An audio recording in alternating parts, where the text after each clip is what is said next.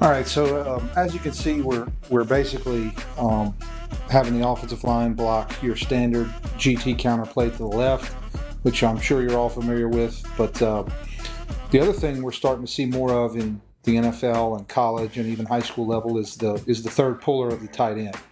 I like to call this super counter because it's basically a third puller who's going to handle the overhang to the run side. And then, of course, we've got in man on the line of scrimmage read or C-gap read for the quarterback, as well as a pitch read. So you've taken your standard GT counterplay and you've added in an extra puller that should or can give you extra numbers to the run side, as well as a give or a keep read and then a keep or a pitch read.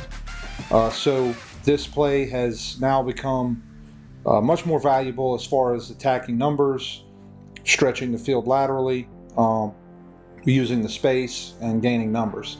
I find this particular version pretty effective against a 4-4 alignment defense because you have the tight end able to handle the overhang to one side and the quarterback handling the overhang to the other side.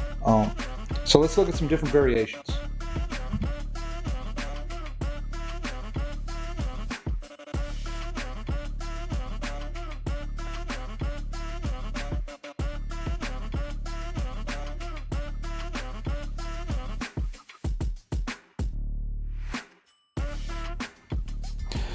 All right, so one of the cool things that I like about this is that you can manipulate where that tight end lines up and where you know using the tight end to kind of set the defense that you want. Like say you know you're always going to get a 3 technique to the side of the tight end. Well, you may want to put him into the same side that you're going, so you guarantee yourself getting a combo on that 3 tech to the backside.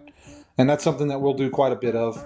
And all we're doing is asking the tight end to block the same guy that he would be responsible for if we put him over here to the left and had him pull. So you're still getting the same concept, and you're still getting your read and your pitch key over here.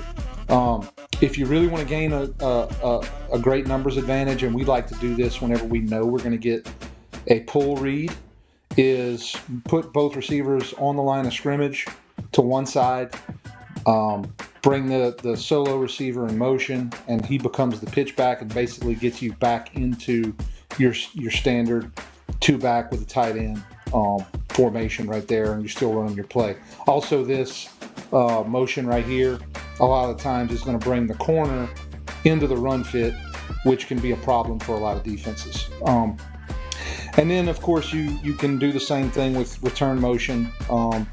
This is a pretty standard play for us where we'll bring the F and have him return back where he came from into pitch relationship on the snap of the ball. And then, of course, you can do the same thing but have him come all the way across.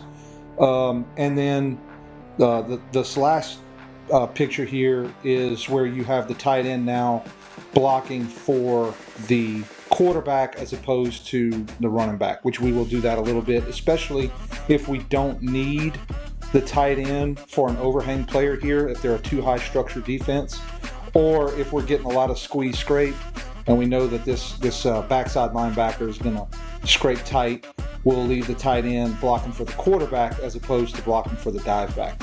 So it's a couple of different variations, and really you can be as creative with this as you want to be. You can use a lot of different motions and shifts and formations to get what you're looking for against the defense.